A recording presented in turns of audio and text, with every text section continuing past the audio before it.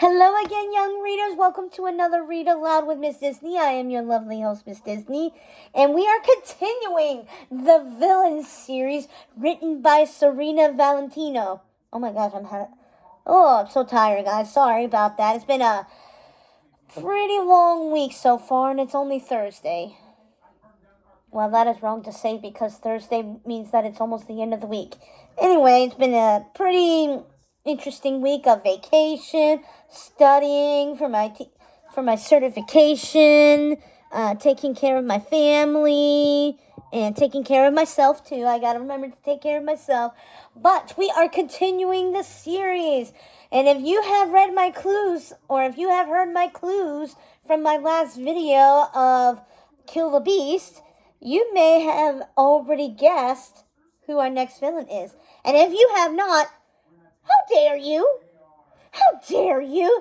If I were this villain, I'd be saying it is off with your head. In fact, I'm actually wearing her, or at least her 2010 version of her, or at least the Red Queen, because I kind of don't have the other version t-shirt. I have the Alice in Wonderland one, but I just gave it away. That's right, people. We are going to Wonderland. We are going to Wonderland to meet our latest Queen of Hearts. And yes, I said that, Queen of Hearts, and it sounds like something is going to be happening. We are reading Heartbroken, a tale of the angry queen. Are we ready to get angry? Are we ready to meet the queen? Let's be careful. Otherwise, if we make her too angry, we'd be losing our heads. Don't want that, do we? Or do we? All right. Prologue from the Book of Fairy Tales, Through the Looking Glass. There are many sorts of looking glasses. Some simply to gaze upon our own faces, while others show us the faces of those we love even when they are in faraway lands. There are mirrors haunted by trapped souls, mirrors that tell us the truth, and mirrors that lie. There are mirrors that allow us to see into other worlds, and if the stars are right, we may even venture into those worlds. Now that we reside in the underworld with our beloved Hades, more than ever we rely upon magic mirrors to speak with our daughter Circe. Who are we? We are the Odd Sisters, my dears Lucinda, Ruby, and Martha, the greatest witches of our time. But alas, our time in the realm of the living is now past. We would think, with our mothers tucked safely away in the underworld, Circe's reign in the dead woods as queen, along with Primrose and Hazel, would be peaceful. However, the Ladies of Light, so named by Hades, had been feeling the vibrations of an ever more chaotic and increasing magical shift, reverberating not only throughout the many kingdoms, but in other lands as well. If you have been reading the Book of Fairy Tales in the order we've intended, then you too may have noticed these shifts. Unless, of course, you stumbled upon this volume without reading the stories before it, in which case you will find yourself lost. Whether you choose to first edify yourself before reading further, or stagger down a dangerous and confusing path, what you need to understand is that time means nothing, and it means everything. Just ask the White Rabbit. Like us, he knows all time is happening at once, past, present, and future. As you know, the worlds broke when Hades ripped Circe from the place between the living and the dead, and he caused them to shatter even further when he brought us to the underworld. But it also had an unintended effect, one we were about to discover. Those broken shards of the worlds came together to create a new reality, a terrifyingly beautiful place called Wonderland. As we should learn, Wonderland is a maddening world, comprised of fractured shards of other worlds pieced together, as if it were fashioned by a child's wild imaginings, a place where nothing makes sense, a place where time means nothing, yet it means everything. A queendom where a white rabbit is always late because time is concurrent. in a land where a once serene and happy queen went mad because her existence was literally turned upside down. There was a time when we thought fate was unavoidable, but now that we see things from a new perspective from the underworld, we know both time and fate are fluid, because there's no past or future. Just look at the work Cersei, Hazel, and Primrose are doing, how they intend to change the fates of those in the book of fairy tales who have been wronged by our meddling. However, we have come to the sobering conclusion that this is our responsibility and not our daughter's. It became clear to us the moment we walked into the Hall of Mirrors and saw the ramifications caused by Hades changing our fates by bringing us to the underworld. In Hades' halls of mirrors, there are looking glasses that see into every world, and when we say every world, we mean even yours. When Hades broke the worlds with his magic, some of these mirrors shattered as well. The shards broke away, fusing together to create a new world. This is one of the many ways worlds are made. Something from nothing, and sometimes something from everything. It's happened before, and will happen again. When we walk through the halls of mirrors, we see the missing pieces.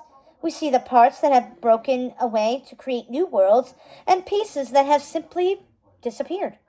We see the shard that contains what looks like a whimsical force, but hosts a dark and dangerous creature. A tiny sliver that is from a land in perpetual unbirthday celebrations. We see the jagged pieces of other kingdoms and ruled by white and red queens. Perhaps then they are queendoms. And pieces from lands where it is not unusual for mice, caterpillars, rabbits, and cats to speak. And a land where a little girl falls asleep under the trees in the park when she should be at her studies. There are only 2 mirrors in Hades' Hall of Mirrors that do not have missing or misplaced pieces, the many kingdoms and the underworld. But we fear that might not always be so, especially with what's to come. In the realms within the many kingdoms go to war, we fear another breaking of the worlds, and this time we are not sure if the many kingdoms will be spared.